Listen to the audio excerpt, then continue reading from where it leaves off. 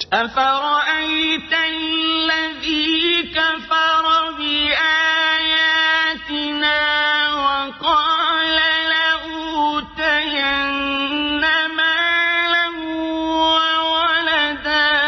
Hast thou seen him who disbelieveth in our revelations and saith, Assuredly I shall be given wealth and children? أطلع الغيب أم اتخذ عند الرحمن عهدا.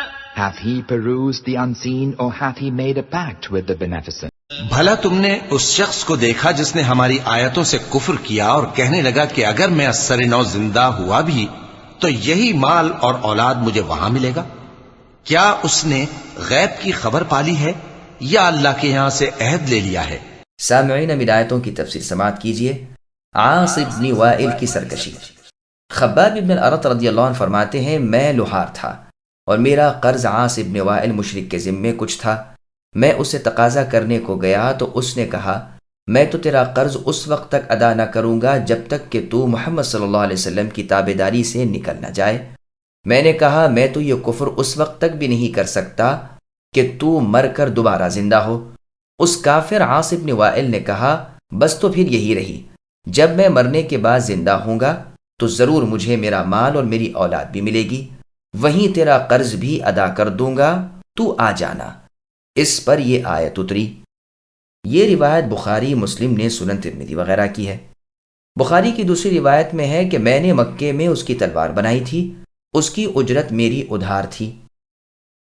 اسی سرکش عاص بن وائل سے اللہ تعالیٰ فرماتے ہیں، کیا اسے غیب کی خبر مل گئی یا اس نے رب رحمان سے کوئی قول و قرار لیا ہے؟ اور روایت میں ہے کہ اس پر میرے بہت سے درہم بطور قرض کے چڑھ گئے تھے، اس نے مجھے جو جواب دیا میں نے اس کا تذکرہ رسول اللہ سے کیا۔ اس پر یہ آیتیں اتری۔ اور روایت میں ہے کہ کئی ایک مسلمانوں کا قرض اس کے ذمے تھا۔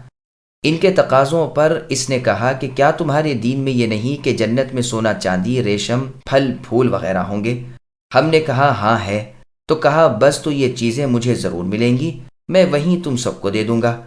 پس یہ آیتیں فردن تک اتریں۔ ولدن کی دوسری قراءت واو کے پیش سے بھی ہے، معنی دونوں کے ایک ہی ہیں، اور یہ بھی کہا گیا ہے کہ زبر سے تو مفرد کے معنی میں ہے اور پیش کے ساتھ جمع کے معنی میں ہے۔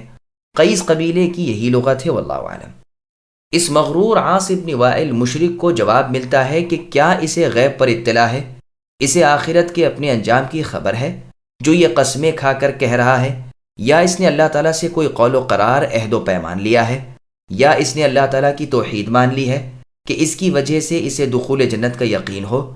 چنانچہ آیت ام اتخذ عند الرحمن عہدا میں اللہ تعالیٰ کی وحدانیت کے کلمے کا قائل ہو جانا ہی مراد لیا گیا ہے۔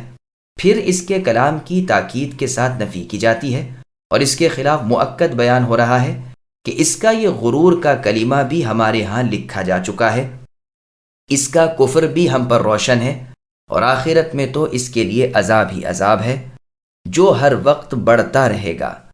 اسے مال و اولاد بھی وہاں ملنا تو کجا، اس کے برعکس دنیا کا مال و متاع اور اولاد و کنبہ بھی اس سے چھین لیا جائے گا، تنے تنہا ہمارے حضور میں پیش ہوگا۔